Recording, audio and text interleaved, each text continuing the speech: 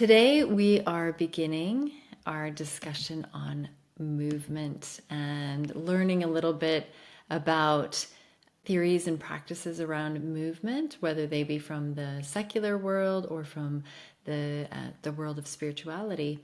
So there's a lot to kind of mull over. And also, I want to give you a chance to reflect on your own view of movement. I asked for some feedback on that in the reflection questions. It's interesting to hear how movement is or is not a part of people's spiritual journeys. Very understandable for various reasons.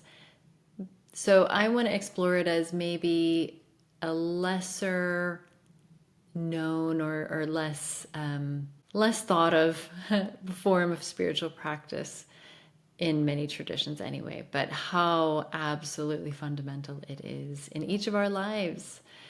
We are bodies that move through the world every single day. And so why would movement not be something that is also connected to our spirituality and our experience of the divine presence in our lives? So let's move on to just to remember where we are in this course, to reflect back on the first two sessions, and or I guess it's 3 sessions now because we're including the overview, because in the overview we did that exercise on what brings you joy, and then we had our module on stillness, and then we had our module on tending. So I'm going to invite you to remember back to what you have learned, or what insights you've gained, or what new experiences you've had in the past few weeks. So let's just quiet ourselves for a few moments as we still ourselves and enter the space where we are.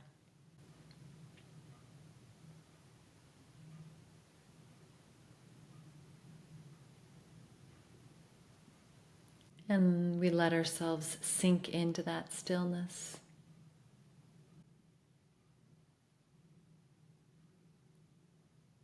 That home, that place of rest.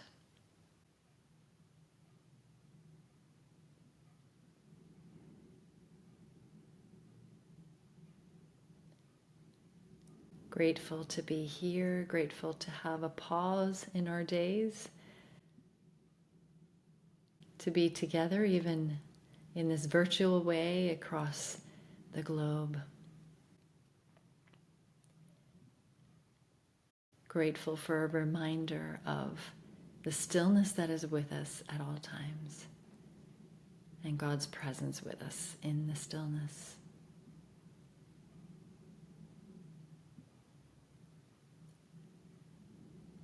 And we remember back to the joy that we may have remembered in that first introductory session.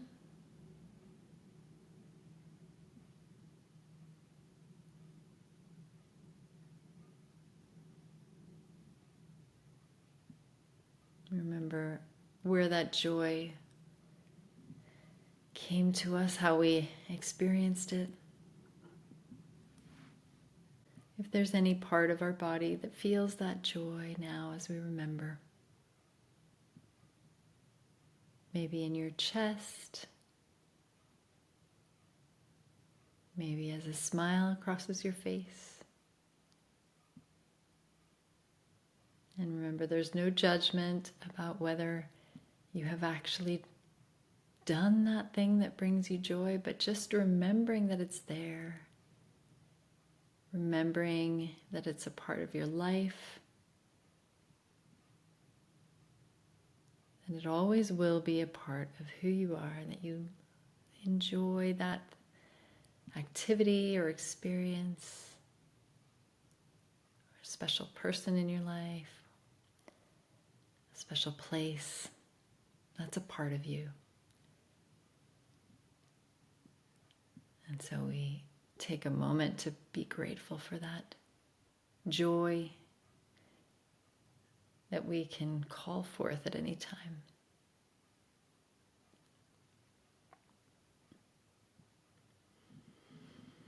And we scan back over our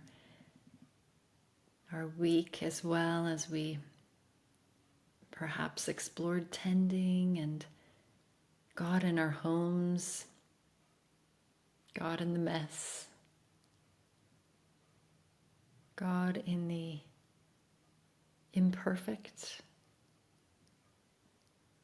and also God in the mundane, ordinary moments of our lives, not just the sacred sit-down moments, but the sacred, ordinary moments of doing the chores around the house. Those are sacred too.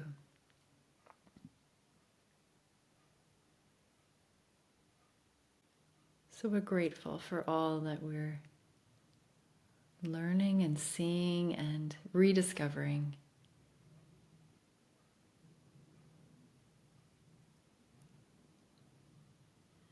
So you could open your eyes if your eyes were closed, and as a continuation of this remembering time, and as we become a little bit more aware of our bodies, because we're going to be talking a little bit about our bodies today.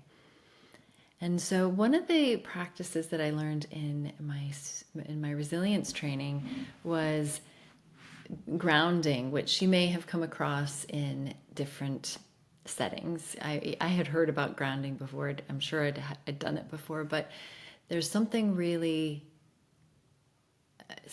specific about our body being in contact with another solid surface. So whatever it is that you're sitting on, or if you're standing, or even if you're walking, if you're listening to this while walking, which I would highly recommend, especially for this module, that when our body comes in contact with something solid, it actually provides us with a sense of comfort and stability, which is kind of hard to get our heads around. But if you think about it, it makes sense, because so gravity is at work. It is pulling us toward the center of the earth. We are not floating away without any kind of an anchor. We actually are anchored to the earth. And so grounding is a way of practicing and actually noticing that we are solidly where we are.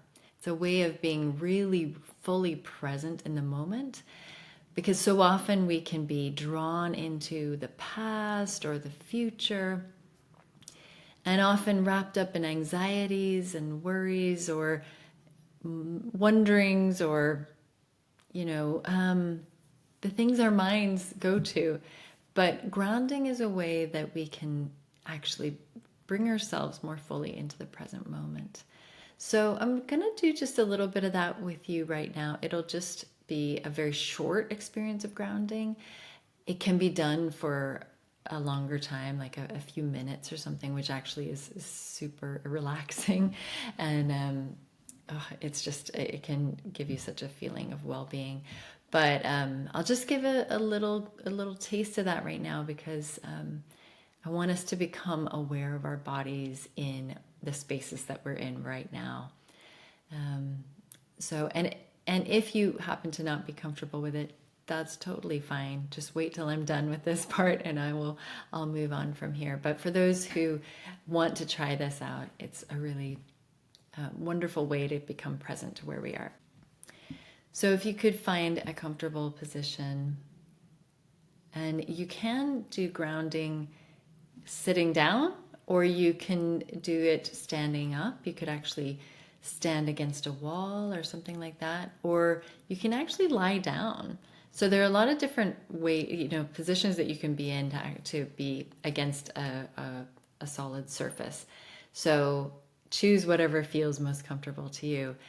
Okay, so let's find a comfortable place and just take a moment to feel your back against the surface, whether it is the chair or the floor or the wall. And let yourself rest against that hard surface, knowing that it's not going anywhere and you're not going anywhere. Just notice the contact between your body and the chair or the other surface.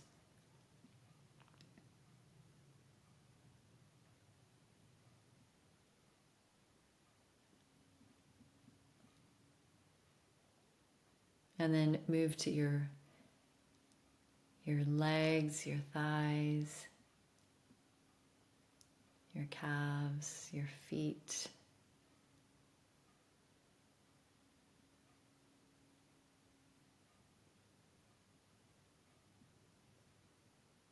And let them just rest fully against that surface of the floor or wherever you are.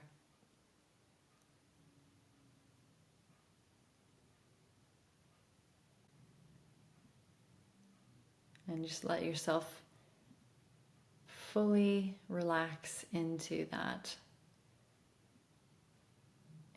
position where you are. And notice if there's any part of you that feels good, if you're beginning to notice any shifts inside of you.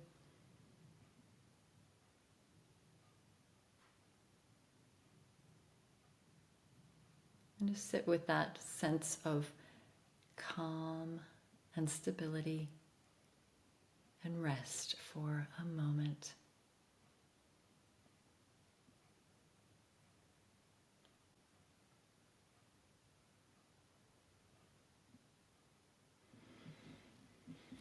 All right. So even just a few moments of a grounding exercise can be really relaxing and can really get you kind of physically into the space that you're in. So just wanted to start with that before we begin to talk about movement and our bodies. So why am I including movement in this? Well, I do believe that bodies and movement are often separated from spirituality. We kind of try to ignore our bodies a lot, and this is partly just a natural thing when we're focusing on spirituality.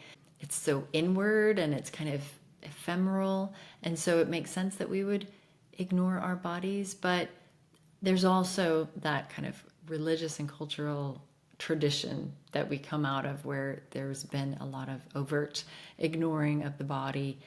And so I think in this generation, this day and age, probably we're sort of exploring that a little bit differently. We're realizing that our bodies are so fundamental, obviously, to who we are. We walk around in our bodies all the time. Our bodies get us everywhere we go. And, just to really look at how our bodies can teach us things, that our bodies are worth listening to, worth paying attention to and loving and taking care of. And so it's all a part of that holistic view of well-being, and then our habits and spiritual practices around that. And in a world that's increasingly digital, that involves a lot of sitting and staring at screens, which I'm actually doing right now, but we all do that, don't we, in our different ways. We're so used to it, and yet, movement is just the greatest antidote to that. So we all need to practice movement as just as a matter of our general sense of health in this day and age, with especially with our constant addiction to screens. So movement is for doers and beers. What I mean by that is there are the doers out there, and some of you might consider yourself doers. You're just comfortable being in movement all the time. It is what you do from morning to night. Your bodies are constantly in motion. So that's fantastic, and that is part of what we're talking about, is that's part of who we are. We're in motion. We do, and that is sacred too. Our moments of doing things in the world are a part of our spiritual life as well. And for beers, there might be a little bit more of a challenge there because some of us, I think I kind of consider myself more of a beer. I am really fine with just with sitting and being contemplative, and yet the challenge for me is to seek out movement and to really honor movement as a way of expressing my spirituality, and also as a conduit to well-being. So yeah, so it's for all of us really. Now, what do I mean by movement? What's included in this can be intentional exercise, which some of us might like, some of us might hate. But intentional exercise is obviously a way of moving our bodies. And so many different forms of exercise out there, some of which might be more intense, some of it might be more kind of relaxing. But yeah, exercise. And then there's expression through movement. And by this, I mean maybe dance or liturgical dance, or even just kind of expression gestures. And so movement in that kind of creative and expressive way. And then there's simply moving about our day during our days. And this connects with the last module about tending, which is that our spiritual lives can really actually extend into our day-to-day activities. And I've really been noticing the kind of soothing effect of rhythmic chores and things that I need to do, and that aside from it getting a task done, it's actually just literally the movement of my body feels good. So I've been thinking about how movement just weaves into every part of what we do, except for when we're consciously trying to not move. But really, our lives are primarily about movement. So let's not ignore that whole part of who we are and how we live in this world. What are some barriers around movement? Now, I guess I was kind of pushing at this a little bit with my question in reflection questions for this week, because I was wondering about how people feel about movement as in connection with spirituality, or even in general. Okay, but what about just in general about movement? Well, some people don't like it, or they don't like, say, like intentional exercise. They might avoid it.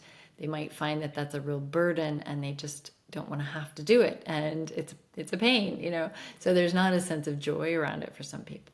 Some people might say, I don't have time to move my body. I have work to do. I need to sit and I need to do this. I just don't have time to do anything either intentional to make my body stronger and more flexible. I don't have time to be creative and express myself.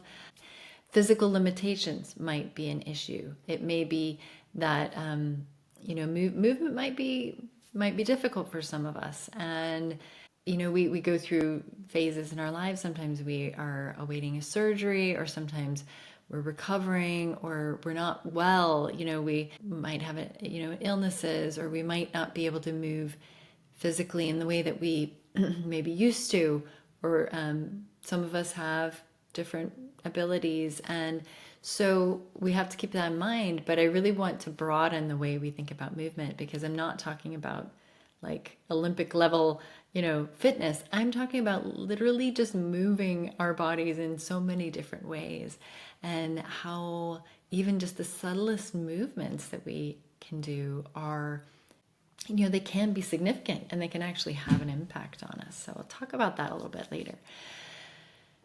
Some of us might say movement, I'm not good at it. I cannot dance. Now, I do sing, but I am not a good dancer. So I would clam up, if somebody said, oh, you dance this song. I can dance if I'm really comfortable and I enjoy it, but I would never say I'm a good dancer. There is the barrier around body shame too. And some of us have grown up with wishing we look a certain way. Cultural expectations of the way bodies are supposed to look. Personal, wishes for the way that we were, the way we are. And that can be something that really tugs at us when we do movements of any kind.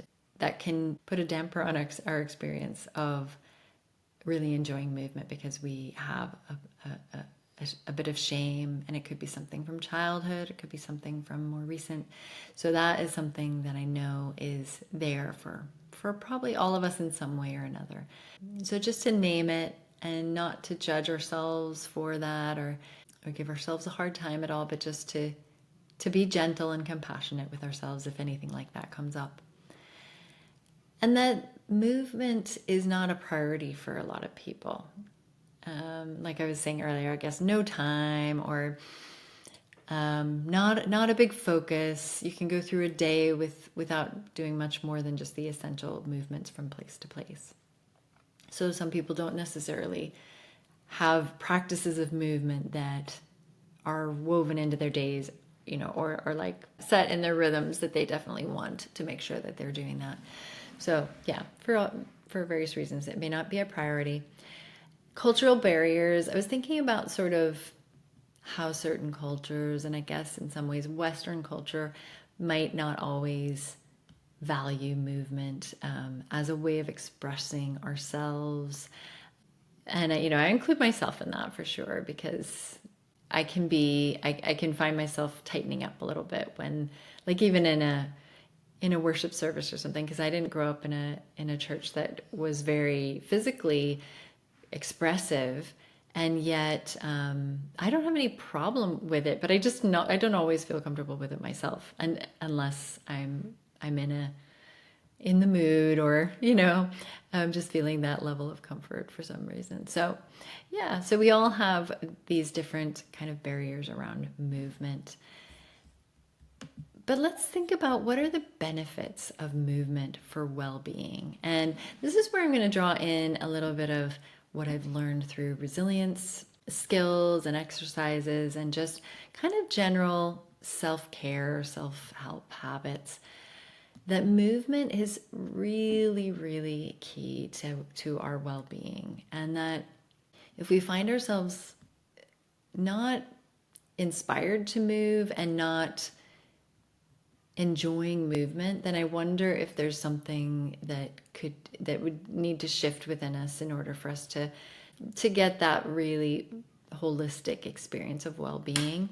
And so I'm going to hopefully, I'm going to give you lots of ideas on how to incorporate movement into your days, so that we all feel like there's maybe some way that we can move our bodies and really, really cherish that and value that. So the benefits of movement, movement is a source of energy for other activities. So when we are in movement, whether it's through intentional exercise, it can actually give us energy. And it can tire us out too, but it can really provide us energy for other activities. So for like sit down work as well, or for, more focused prayer time, maybe. A time of movement and walking or getting exercise can actually allow us to focus more on the activities that don't involve as much movement. And they provide us strength and stamina and, all that. So energy.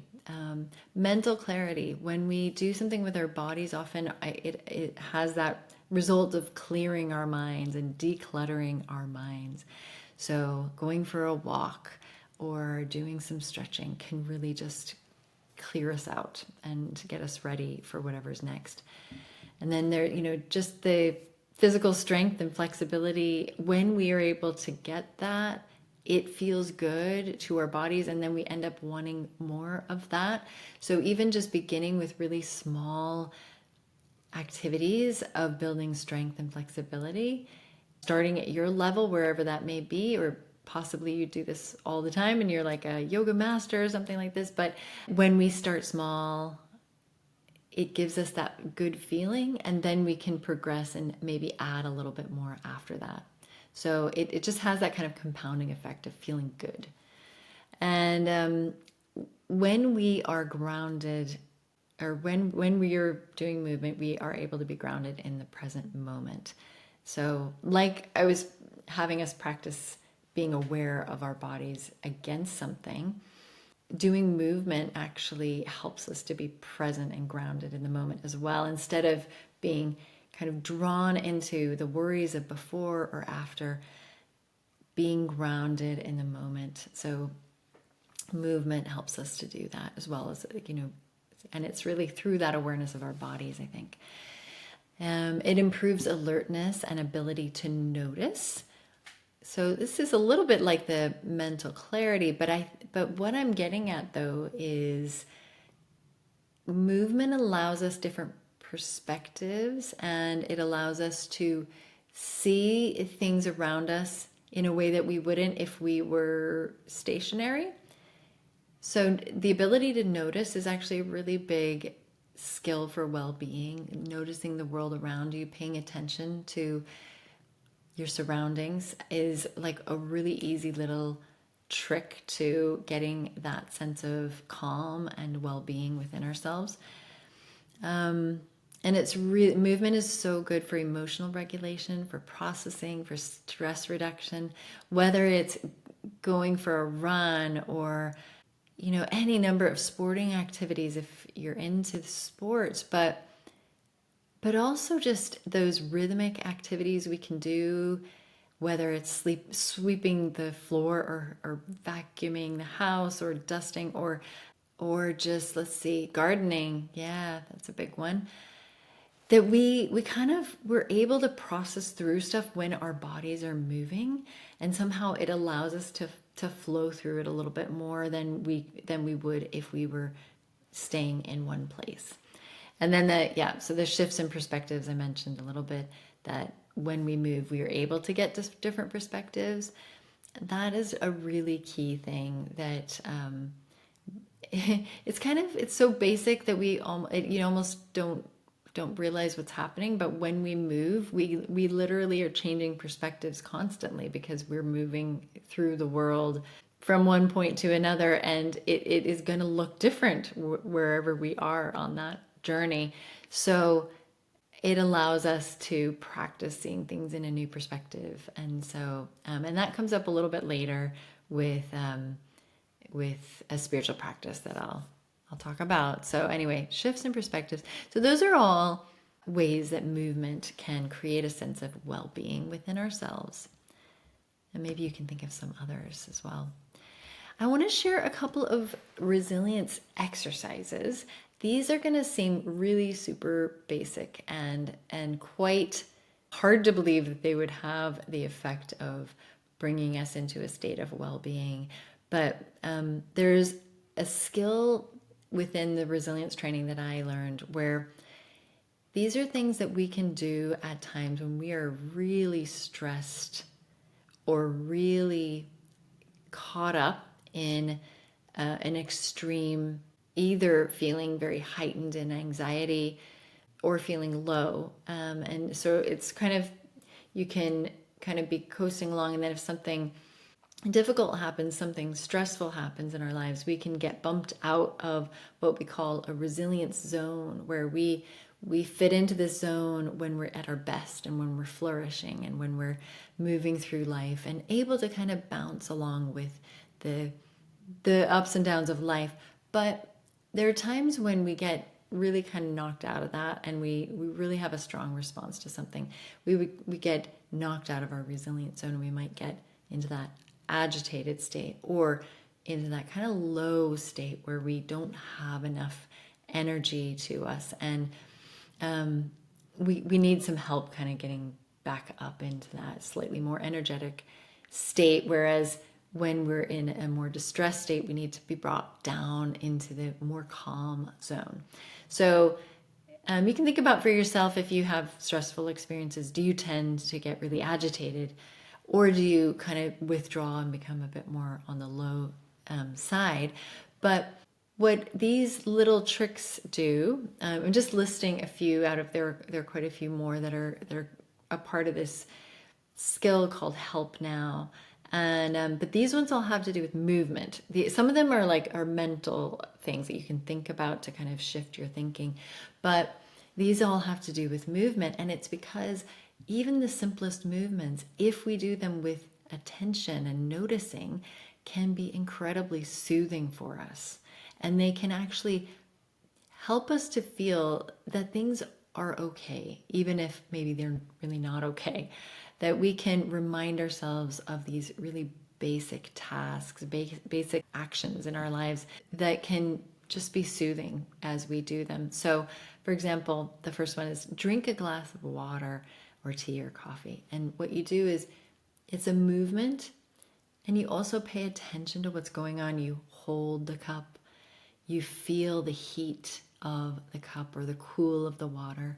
You bring it up to your lips, you drink it, you feel the heat, sliding down your throat or the cool sliding down your throat. It's a kind of multi-sensory experience, but it involves moving and doing something with your body. And another one is walking around the room and just taking a few moments. So you pay attention to your steps against the hard surface of the floor. So it's another form of grounding. You would look around you and notice your surroundings, notice any colors, notice any shapes. And so just walking around the room is a really soothing way to address if you're feeling kind of in that stressed moment and you just don't know how to kind of get yourself out of it. So simple thing you can do is just walk around the room.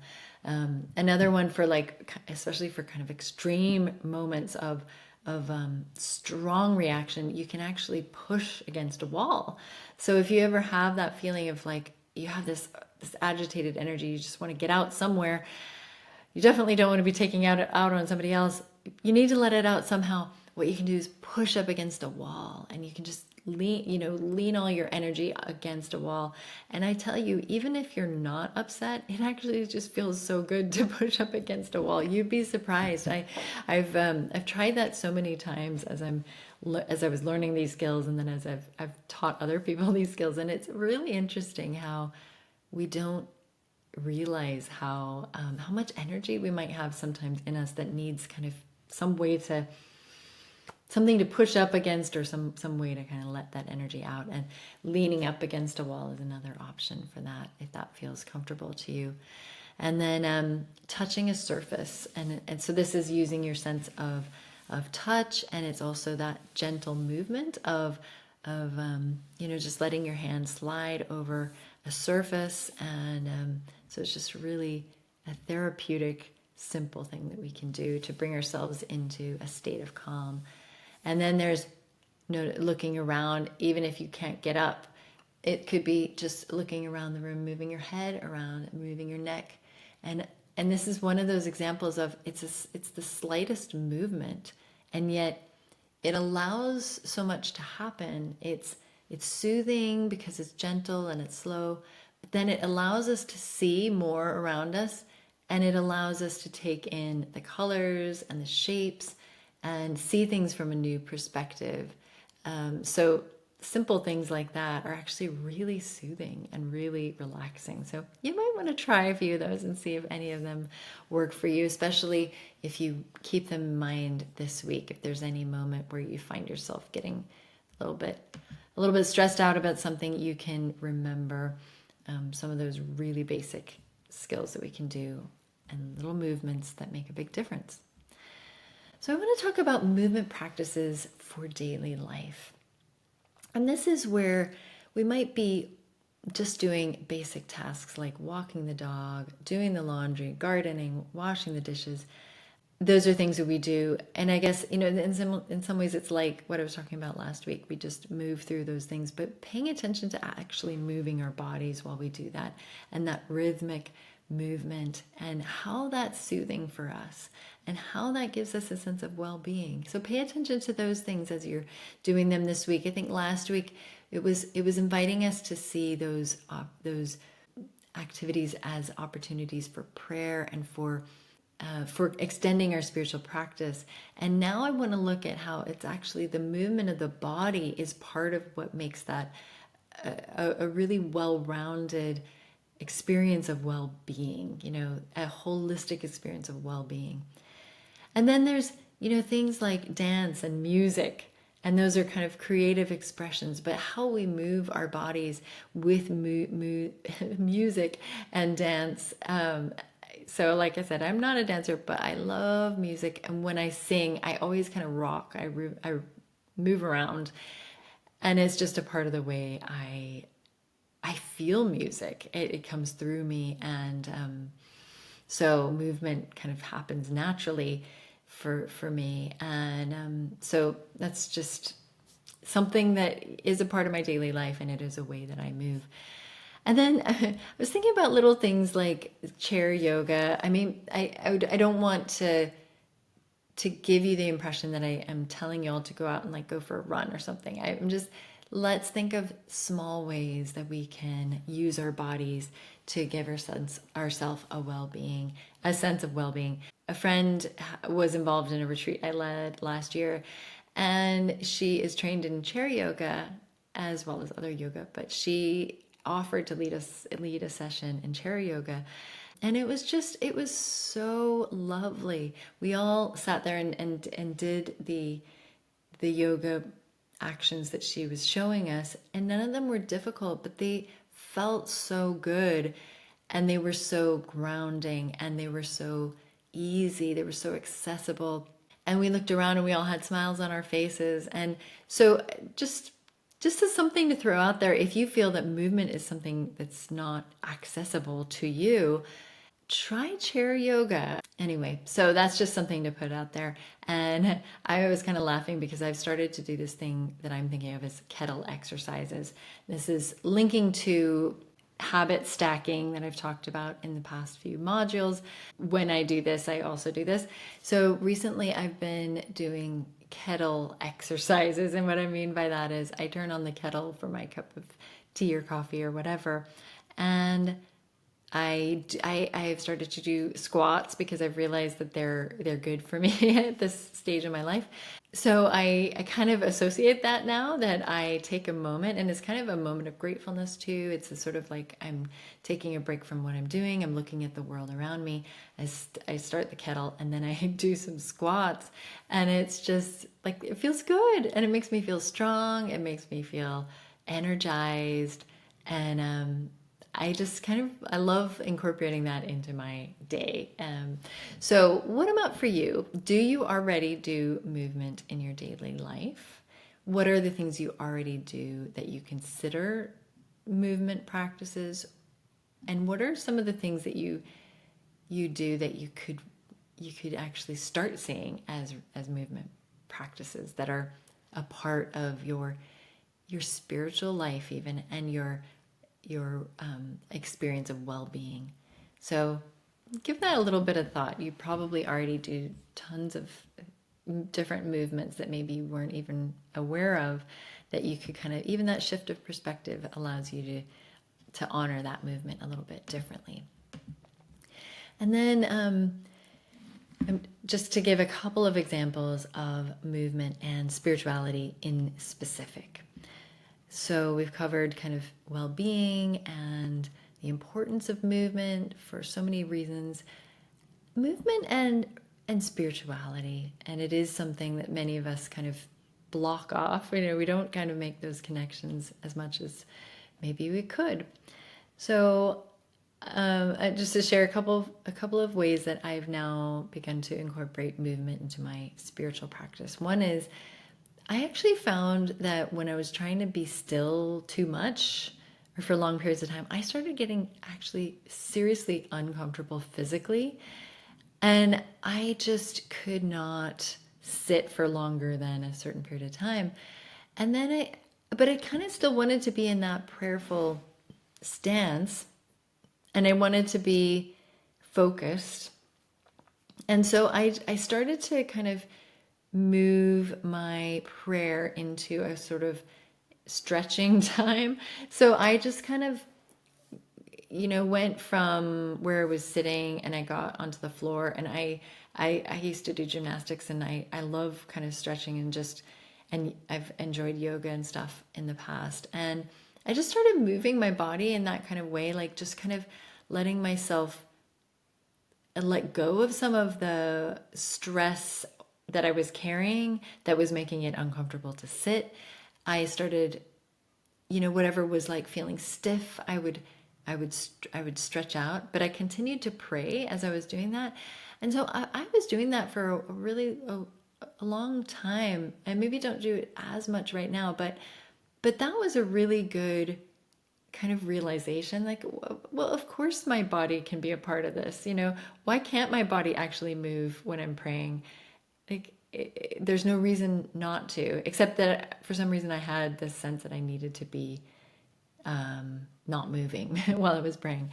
So, and I know I do that when I'm all by myself. I don't know if I'd really feel comfortable doing that around other people because it's really kind of a private experience. But I did want to share that because it was a really, really special and an important way for me to experience prayer, extending into allowing my body to be a part of it, and that my body actually began to feel better as I did that and was kind of engaged in the prayer in a way. And so it was really a valuable thing for me. And then gentle movement, daily activities, I've already mentioned that a bit, but that soothing and routine movement can be a part of our prayer. So linked to Brother Lawrence doing the dishes and cooking, and that gentle movement being absolutely a part of his prayer. And the tending of the fire and all the little chores, those are all movement activities, and they're all a part. They can be a part of our prayer time as well, if we kind of take that perspective. And then the walking prayer, I write about this in Bless My Feet, the writing platform that some of you are connected with. And it's kind of my metaphor for that because I need my walk. And actually tonight I just got back from a walk. I was paying attention to how I felt on that walk, and I wasn't listening to anything as a distraction, which I often do listen to something, but I just let myself go without anything to listen to. And that meant I was just kind of listening to my flow of thought. And I was thinking a lot about movement and how it helps me to focus. Actually, it helps me to be more present. It's really important to me, actually, and my daily walk is huge for keeping me sane and keeping me balanced and keeping me strong and keeping me connected to myself. So walking, whether I intentionally pray during that time or not, it is a divine experience for me. It is a connection with myself in my most flourishing state, I think, the God created flourishing state that we all can experience in different ways. But for me, walking kind of brings that out in me. And then pilgrimage, and I'm going to talk a bit more about pilgrimage in a little bit, but pilgrimage as moving through the world, moving through a certain path on a journey with a purpose, but to do that movement in a prayerful attitude. And pilgrimage is usually extended over a number of days or weeks or months, depending. But that whole experience of movement, moving from point A to point B and back, or some sort of a circle, or we are changed and enriched by that movement that we are undergoing, and it actually really can be very transformative. So realizing about the movement aspect of pilgrimage and how we have to move in order for pilgrimage to happen. It is like the central idea of it is that you move. So that is absolutely movement as a spiritual practice. Okay, I'm going to take a little moment to do a song with you. Now, this was introduced to me in my spirituality course. I've known this song for ages, but it was used as a prayer, and so I'm going to show you the actions with it that we can do together. And there's no shame if you aren't a big fan of doing hand actions, but what I'd like you to do is to notice your body moving, even those subtle movements, and to allow it to be an expression of prayer for you. So we're going to sing. Please sing with me, so I'm not singing alone. And we're going to sing it through once, I think, maybe twice if I feel led. But then we're going to do the actions once by themselves without any sung music. Okay. So it just allows us to pay more attention to our bodies and how we move our bodies as we're in this, as we're singing this prayerful song. So before I begin the song, I'll teach the action so we know what we're doing. So Spirit of the living God, we pull apart like this. Fall afresh on me. We're gonna let the spirit fall kind of down the side of our face like that. And then melt me is like, you think of, let's see, what would it be? Ice, or maybe, what would melt? Wax, without burning you, but melting, and then molding. So molding into something new. And then filling, fill me. And then extend your arms as far as you can. Use me. Spirit of the living God, fall afresh on me. Spirit of the living God, fall afresh on me. Spirit of the living God, fall afresh on me. Melt me, mold me, fill me, use me.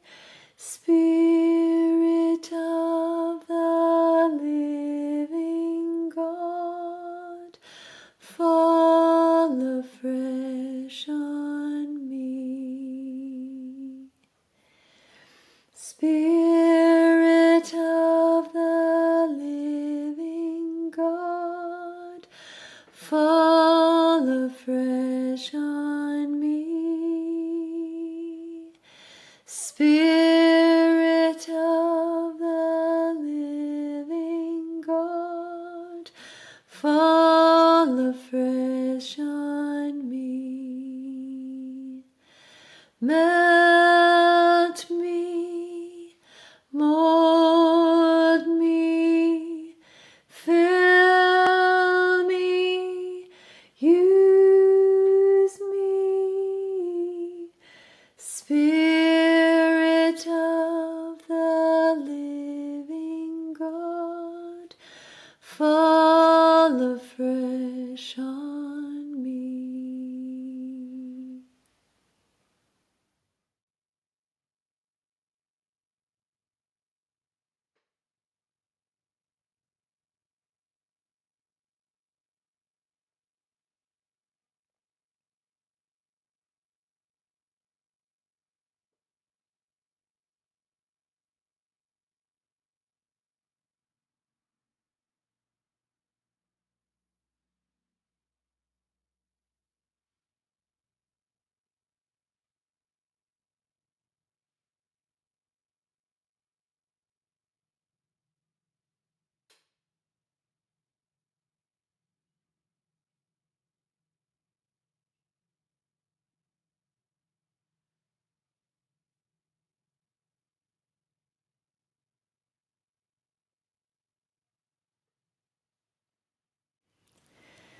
It really gets you into a meditative space to be able to do that.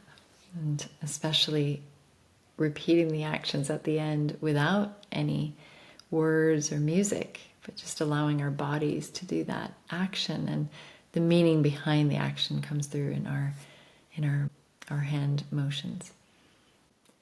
So let's talk about God and movement. In the incarnation, God became flesh, and our bodies are therefore made sacred through that experience of God coming into the world and blessing our bodies, blessing humanity by becoming a part of us. So just for us to recognize that our bodies are worthy of God coming into the world to be like us, to be one of us. And so we are made in God's image, and that includes our bodies. And just a whole part of our human experience is ignored. If we don't pay attention to the body, we miss out on so much. So if we can each find a way that feels right or appropriate for us to use our bodies as a part of our spiritual practice and expression, I think that would be really ideal. And some of you already maybe have many different practices, or one practice that you love that has a sort of embodied element to it. But if you don't, then I would really encourage you to explore what that might be for you and how it feels right and appropriate for you. Not trying to do something that feels like really out of your comfort zone or just doesn't feel good. You know, it needs to fit who you are. So be true to who you are. But we all live in our bodies, so we know what's most comfortable for us. So just explore that for yourself. God isn't static, and neither should we be. Again, created in God's image, and also the idea of the Holy Spirit moving and breathing and flowing through the world. That God isn't static. God is living and breathing with us, you know, through the Holy Spirit. So that encourages us to be able to do the same, to move and flow and be as God does. And ritual movement, religious and ritual movement, I just want to point out that there actually is quite a bit of movement in our traditions, whether we kind of recognize it or not. We might not be traditions that do certain types of outward movements, like, for example, moving our bodies in worship while singing songs, or, you know, in response to sermons, or, you know, just that there are certain cultures that might be more comfortable with that, or traditions, and maybe yours is one of them. But there are quite a few traditions where movement isn't seen as really a recognized part of the religious ritual. And yet, if you think about it, some of the most basic religious rituals that we have are actually based on moving our bodies, and enacting these liturgical moments that require us to move our bodies and also move around from point A to point B. And it couldn't happen if there wasn't movement. Communion, the Eucharist, baptism, liturgical acts in the context of worship, those all require movement. And then outside of the church experience, you might, you know, have pilgrimage, like I've been saying, and other practices like ora et labora, which I was talking about last week, work as prayer or as worship. And then doing things like walking a labyrinth. Oh, that's such a wonderful way of incorporating spirituality and movement together. And that is a pretty ancient practice. So that's a wonderful one to turn to. I also have something called a finger labyrinth. I don't know if you've ever seen one of those, but it's like a labyrinth that you would find on the floor, but you can run your finger over it. And I actually have one that has a left and a right. So I can move my left and right fingers around the labyrinth at the same time, but they go in the opposite direction. And it's really soothing to do that. So that's another little idea of something you could try. If you could get a hold of one of those, they're quite amazing. And it doesn't require you to go somewhere that has a labyrinth, so that's a good thing. And there is a concept within Celtic spirituality about moving through a threshold, and that we really not only gain a perspective, but we can we're able to transition from one to the other, but also make those connections between the inner and outer worlds, and the sacred and secular, between the individual and community. But it does require movement. So the threshold idea is an important way that we can get insight and receive sort of a transformation on our journey, but it requires movement. It requires going through something. So I feel like I'm kind of leading into the experience of pilgrimage, which really ties all that together.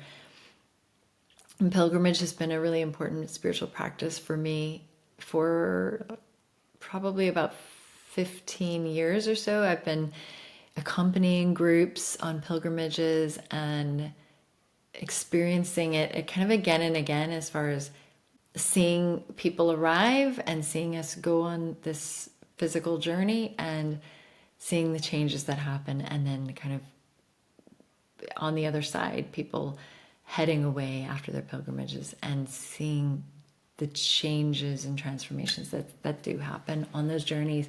So pilgrimage can be thought of as an outer journey with an inner change.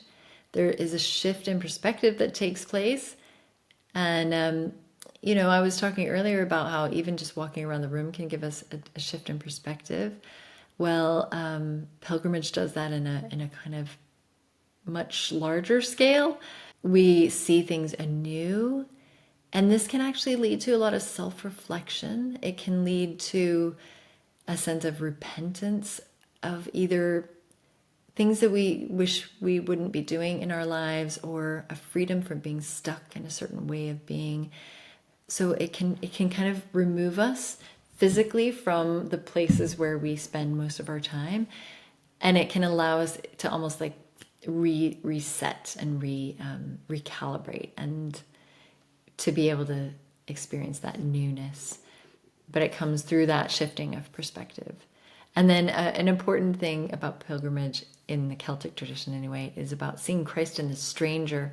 And I bring this in because usually when we're moving around in the world, that involves encountering other people on that journey, if we leave our spaces. And so having that perspective of Christ in the stranger that we see on our journeys, that we encounter as we are moving through the world, I like kind of drawing that in here, because if we weren't moving around the world and doing our either going on an actual pilgrimage or just going about our days, we wouldn't be necessarily encountering each other. But when we do, we can carry with us that concept of Christ in the stranger, which allows us to see others with dignity and respect, and to treat them with as much dignity and respect as we would Christ. And then there's the beautiful concept of finding our place of resurrection. And this comes from Esther de Waal. And actually the book that I mentioned last module was The Celtic Way of Prayer. And she talks about pilgrimage, and just this line that she has in there about describing seeking the place of resurrection, as she talks about the Celtic practice of pilgrimage. This line really has stayed with me, because what I see happening with people when they are on their physical pilgrimages is that they have a moment of transformation on their journey, and it can be in a place that you might consider a sacred place, like in a cathedral or in a church, but actually often it happens at moments that people least expect, when they see a gorgeous sunset, or they encounter somebody who is for them Christ in a stranger, or they have an epiphany moment as they're on a walk in a forest. It can happen anywhere, but it's the place of our resurrection is this idea that we are changed and transformed in that moment. We suddenly become a new person. And many of us can look back on different pilgrimages. Or if I come to the end of a pilgrimage, we can look back and say, what was a turning point for me in this? And many people actually can identify a moment where they felt that they kind of realized something, and there was that shift that needed to happen, and that rebirth where we are transformed into new people. But it wouldn't happen without that movement through the journey and that commitment to leaving maybe your comfort zone, your place that you are most days. But pilgrimage takes us out, and that movement is what allows us to have that transformation to happen. So there's this lovely line in T.S. Eliot's poem, which is, I'll have to get the name of the poem, but this is quoted actually by Esther de Waal, and I thought it was such a it was quoted by Ian Bradley in The Celtic Way, which is another book that talks about various Celtic spiritual practices, including pilgrimage. And so T.S. Eliot writes, "We shall not cease from exploration, and the end of all our exploring will be to arrive where we started and know the place for the first time. We shall not cease from exploring, and the end of all our exploring will be to arrive where we started and know the place for the first time."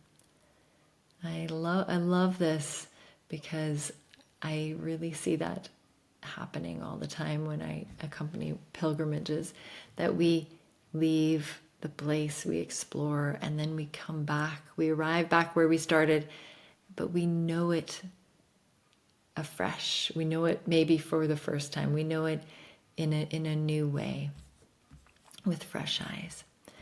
And I come away from pilgrimages, and I have that as a metaphor for the rest of life.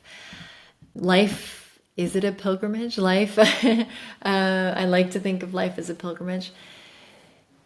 There's that contrast between stillness and movement and how they complement each other, like silence and music. So I think the movement away can allow us to come back to the still point and appreciate it more deeply, maybe for the first time.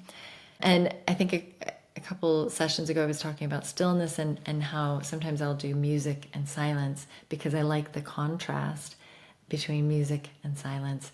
And similarly, movement and stillness can have that effect of giving a freshness to the other. If we were always still, then we wouldn't have a chance to experience what it's like to be in movement. If we were always moving and never still, then we would never experience that contrast either.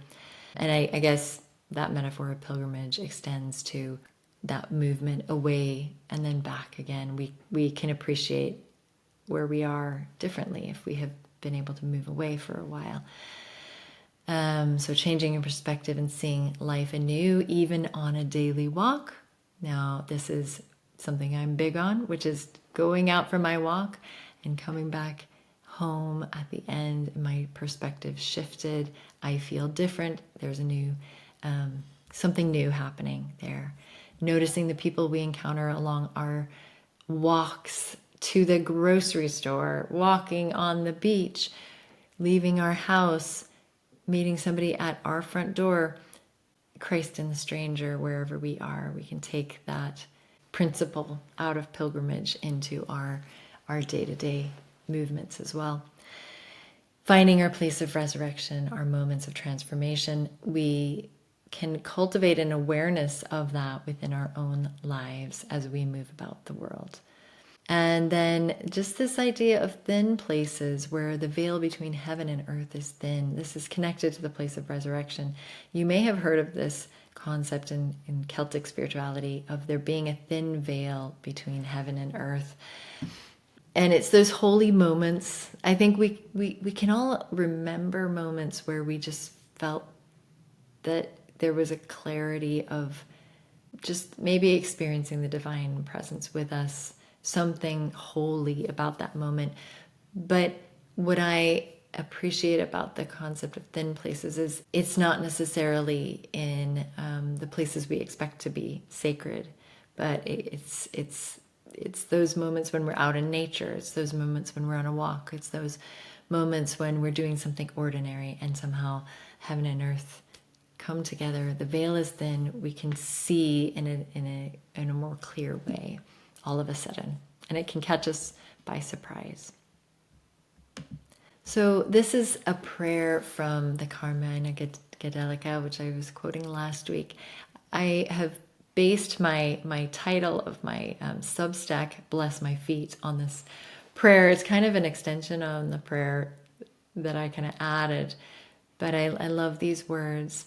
So let's remember these ancient words as we remember the movement in our lives and how it enriches our spiritual lives. Bless to me, O God, the earth beneath my foot. Bless to me, O God, the path whereon I go. Bless to me, O God, the earth beneath my foot. Bless to me, O God, the path whereon I go. And then I add, bless my feet as they walk the ground of my everyday life.